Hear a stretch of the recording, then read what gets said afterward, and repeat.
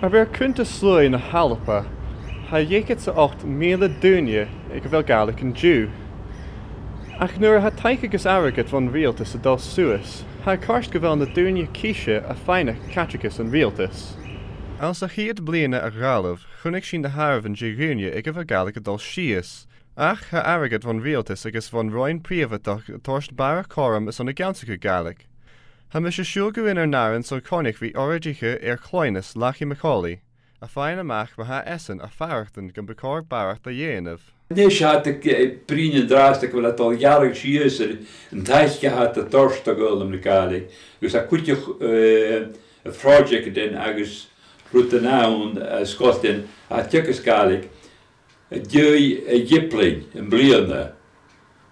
Ga mij een tijdje gieten aan.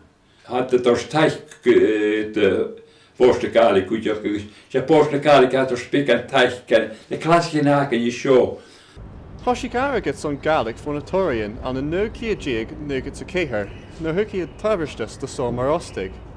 Ach beter galig furoch, gus an jack and party labroch for Donald Duer kukuocht is an innovis kan skur. Ach she in jiffer era je araget et er galig is björla a ha unjin a garin as moha. Gaelic speaking has not only predominantly been in the Highlands and the islands of Scotland, but there has been pockets of Gaelic spoken, not very much in the generations that we have today, but if you go back 200-300 years in times, you will find that Gaelic had spread into various areas around even Aberdeenshire.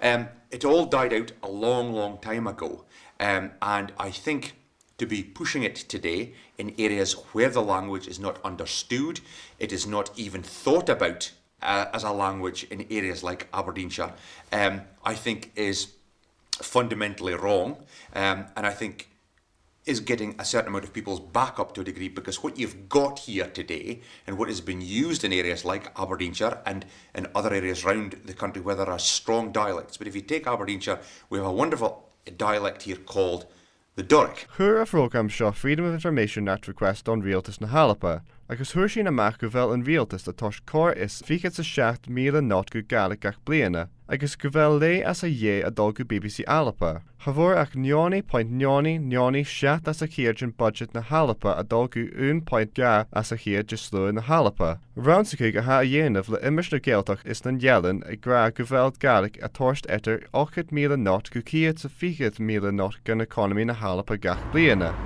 Hur torbuien en araget van realtus na Halapa, ach is toch a fólum a ha a scrutramich as a hio, Scotchin mar seo. Gaan niet ze as na helen hang ho ni gidach bi an kulten in de gidach bi kuring clown tro film tro viene Gaelic shaskwer Gaelic mar is tike aan sandachi. Ach dit is nie kwatri na balchen more lehich glashuis de nation agus ernish. Ha mis gewel alwen gemore fas gehare aan een glashu fare wel fuser skoluur at gidach was skoluur aan de kan de jazz glashu. Fantáisic an ficha a bhlín, chain na Harvin Júne ag bhil galig síos go mór, gus an deach galig ag athúiche go fólam as na hochatain.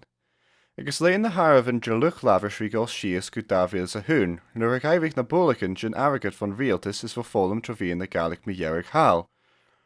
Charó ag míle luch lavers a chal et a dábhéil a hún is dábhéil a húndíag. Chunach in cúnta slóid dábhéil a húndíag chuideach a chiad míadacha an na galig an Jacobin, nuair chain na Harvin luchtlavers for fiket suas, an na ginnaloch. Ha a hulicultus an gan noch kunta slui an Davi the fiket sa hun arstakig arf de luchtlaverst, ach a van malenis and pike.